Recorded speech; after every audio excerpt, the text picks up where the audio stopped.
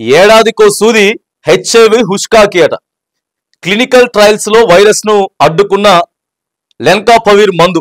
ఒక్క సూదితో 56 వారాలు హెచ్ఐవి నుంచి రక్షణ, సైడ్ ఎఫెక్ట్స్ ఉండవని చెప్పి గిలియడ్ సైన్సెస్ సంస్థ వెల్లడి.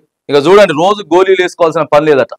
56 వారాలకి ఒక్క సూది వేసుకుంటే హెచ్ఐవి నుంచి సైడ్ ఎఫెక్ట్స్ ఏమి ఉండవట. ఇక ఆగుతారా? ఇప్పటికే ఆగుతలేరు. రోజు గోళీలు వేసుకునేటోళ్ళు ఇప్పటికే ఆగుతలేరు. ఇక ఇట్లాంటి సూదులు పట్టుకొచ్చే ఇంకేడా అంటే దీన్ని మరి ప్రోత్సహిస్తున్నట్టా లేకపోతే తగ్గిస్తున్నట్లా అర్థం కావట్లేదు.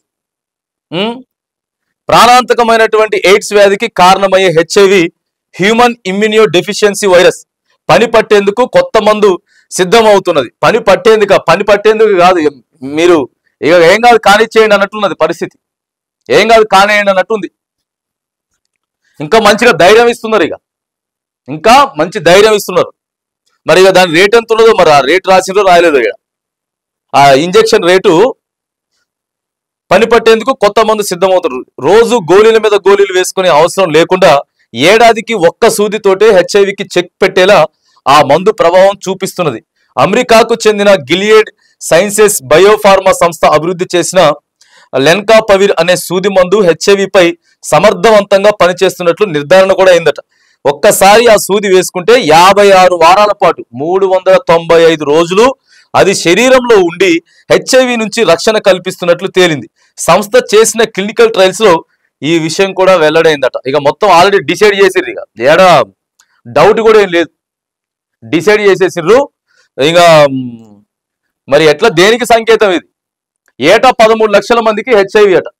ప్రస్తుతం ప్రపంచవ్యాప్తంగా 4.5 కోట్ల మంది హెచ్ఐవితో బాధపడుతున్నారని యుఎన్ ఎయిడ్స్ సంస్థ గణాంకాలు చెబుతున్నాయి.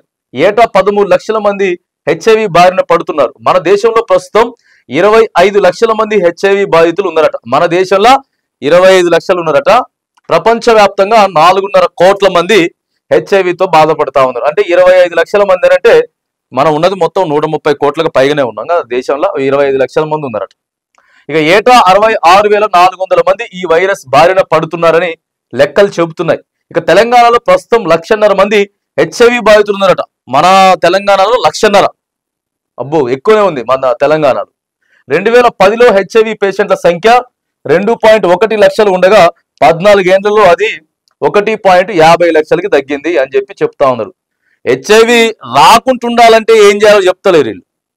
రాకుంటుండాలంటే ఏం చేయాలి అని చెప్తలేరు, కానీ వచ్చిన వాళ్ళకి లేకపోతే రాబోయేటోళ్ళకి ధైర్యాలు చెప్తున్నట్టు ఉంది. సరే, ఇక ఏదేమైనా కానీ మనం డెవలప్మెంట్కి ముందుకు పోతున్నాం కాబట్టి, దేశం డెవలప్ అవుతున్నది, అన్ని రోగాలకి మందులు వస్తున్నాయి, అన్నిటిని కనిపెడుతున్నాం అని చెప్తున్నారు కాబట్టి మరిగా ఇంకా నయం. అసలు హెచ్ఐవి ఈ వచ్చుడు ఏమోలే కానీ సరే ధైర్యం చెప్తున్నారు ఇంకోటి కానీ ఇన్ని మందుల కన్నా కూడా ఎన్ని మందులు నువ్వు తీసుకొచ్చినా కూడా లోపల ఓ టెన్షన్ అనేది ఒకటి ఉంటుంది హెచ్ఐవి బాధితులకి. దానికి ఏ మందు తేలేవు. ఎందుకంటే వాళ్ళు బయటికి వెళ్ళి హెచ్ఐవి వచ్చింది అని హాస్పిటల్కి పోయి చెప్పుకోవడానికి కూడా చాలా నామోషిగా ఫీల్ అవుతారు. వచ్చింది ఉన్నది అని చెప్పి ఆ చుట్టుపక్కల ఆ ఊళ్ళో వాళ్ళకి తెలిసినా కూడా మానసిక క్షోభ అది వేరే ఉంటుంది. అది దానికి ఏ మందు ఉండదు. ఇక ఇంతగానో మనం ఎంత ప్రోత్సహించినా దానికి మందు ఉండదు కాబట్టి ఏయో మందులు వచ్చినాయి అని చెప్పి ఇష్టానుసారంగా మళ్ళీ ఏది పడితే చేస్తాం, అట్లా పడితే అట్లా చేస్తాం. దయచేసి ఇవన్నీ ఆలోచనలు మానుకుంటే మంచిది. ఎందుకనంటే ఎంత జాగ్రత్తగా ఉంటే అంత మంచిది. సమాజం వేలెత్తు చూపుతుంది. మానసిక క్షోభ నిన్ను అసలు గుచ్చి చంపుతుంది హెచ్ఐవి ఉందనంటే మాత్రానికి. సో మరిగా కొత్త మందు అయితే వచ్చిందట, హెచ్ఐవి కోసం కొత్త మందు వచ్చిందని చెప్పేసి చెప్తా ఉన్నారు.